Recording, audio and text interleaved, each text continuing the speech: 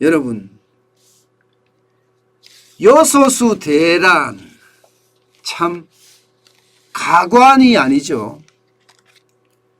문재인 정부가 우리 경제에 대해서 얼마나 관심이 없는지 단적으로 나타내주는 지표예요. 요소수 하나 때문에 전국을 들었다 놨다 했잖아요. 게다가 말입니다.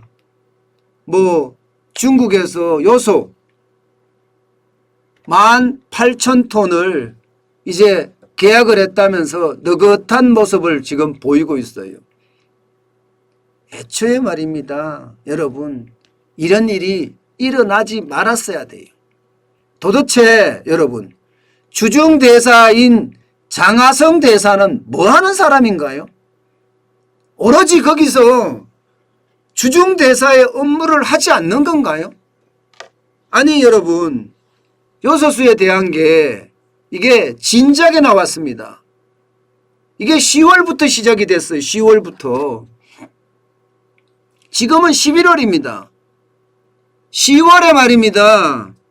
이게 쉽게 말하면 호주하고 중국이 석탄을 가지고 했다기보다는 정확하게는 쿼드 있죠. 쿼드.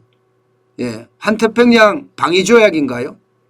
쿼드에 호주가 가입하면서 중국이 너네들 석탄 수입 안 해 하면서 시작된 거거든요. 요소는 석탄에서 뽑아내기 때문입니다. 석탄 수입이 안 되니까 중국에서는 바로 전력난 일어났잖아요. 그죠?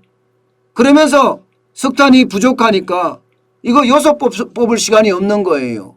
그래서 요소에 대한 것도 10월 한 중순, 10월 한 10일쯤? 10월 10일쯤 이미 말입니다. 그러니까 한 달 전이죠. 요소에 대한 어떤 수출 화물 표지 의무화 제도인가요? CIQ라고 하는 거 말입니다. CIQ라고 하는 거를 하겠다 이런 이야기가 이미 나왔어요. 이게 나왔으면 주중대사관은 뭐 하는 겁니까? 주중대사관은 바로 이런 위험 요소에 대한 감지를 해서 국내에다 보고하는 거예요. 예. 국정원은 또 뭐 하는 거예요? 국정원은?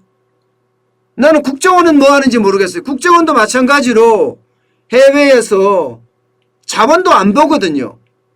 그러면 국정원의 활동이 간첩을 잡아내는 활동도 중요하지만 안보에 대한 정보를 보고하는 것도 굉장히 중요해요.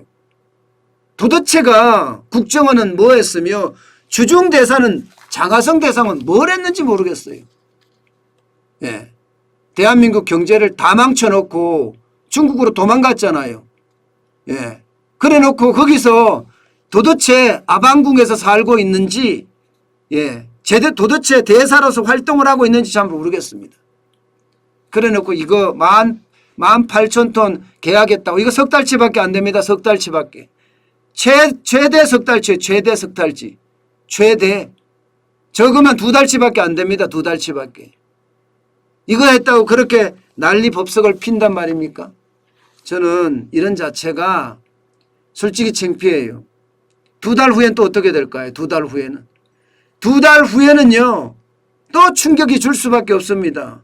우리가 수입하는 양이 적지 않습니다.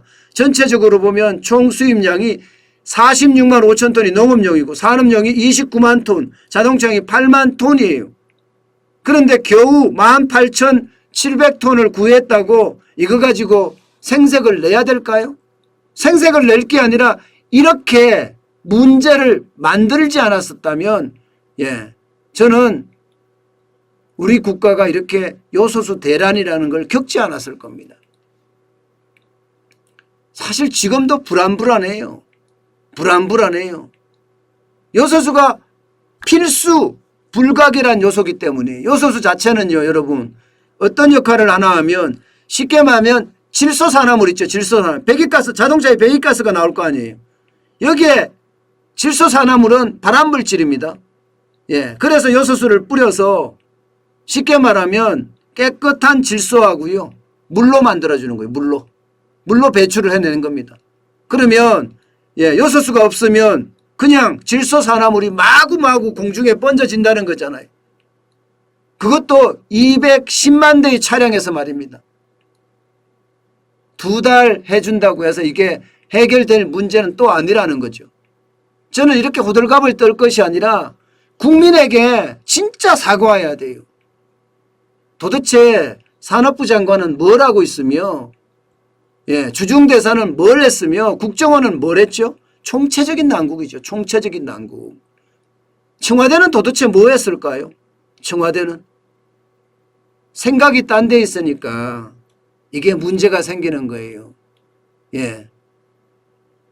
제사에 관심이 있는 게 아니라 제밥에 관심이 있는 겁니다. 그러니까 문제가 이렇게까지 전 국민을 흔들 정도로 대란을 일어났죠. 대란이. 더 큰 문제는 여러분 후폭풍이에요. 후폭풍. 저는 후폭풍이 지금 어마어마할 것 같아요. 무슨 후폭풍이냐고요? 여러분 이거 한번 보세요. 요소가 산업용으로도 이렇게 쓰이지만 농업용이 굉장히 많아요. 그죠? 농업용이 굉장히 많아요. 46만 5천 톤이니까. 저도 어릴 때 시골에서 요소를 뿌려본 경험이 있습니다. 요소 비료 말입니다. 요소 비료. 요소 비료가 굉장히 많이 와야 되는데 지금 창고마다 텅텅 비었다고 하거든요.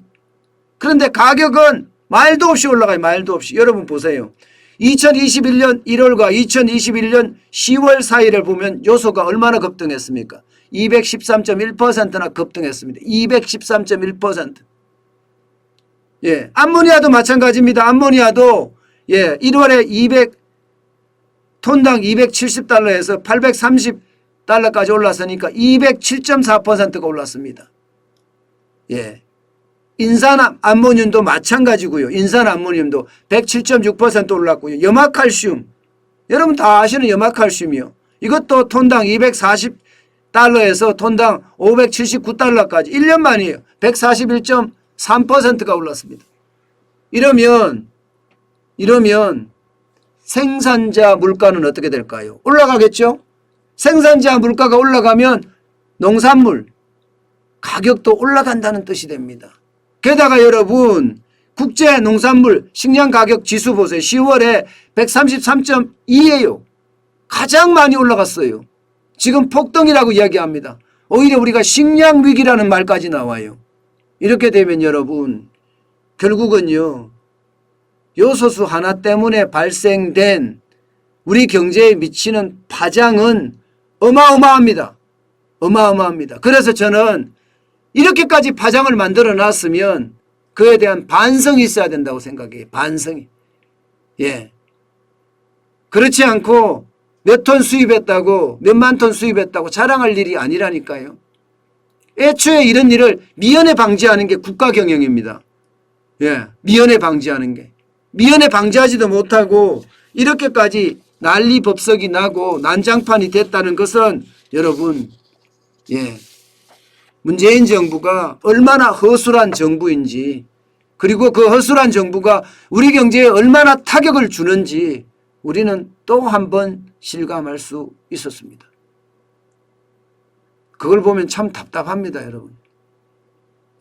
우리가 부자 되고 싶은 게 정관전 TV를 하는 이유인데 과연 정부의 어떤 경제정책이 이 모양 이 꼴이니 되겠습니까?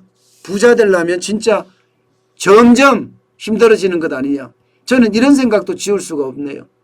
참 답답한 현실입니다. 그래서 더 솔직히 좀 창피합니다. 국가 운영을 주무구구식도 아니고 마치 가게 운영처럼 기업 운영도 이렇게 안 하거든요. 기업 운영도. 사실 가게 운영도 이렇게 안 합니다. 도대체가 뭘 하고 있는지 그에 대한 사과 한마디 없어요. 사과 한마디. 불안에 떨지 마라. 참 미치겠네. 이미 국민들은요. 불안에 다 떨고 있습니다. 뭐 제왕적 대통령이라고 하더니 저는 그런 말이 어울린다 이런 생각까지 들 정도입니다. 어쩌면 대한민국 국민이 불쌍합니다.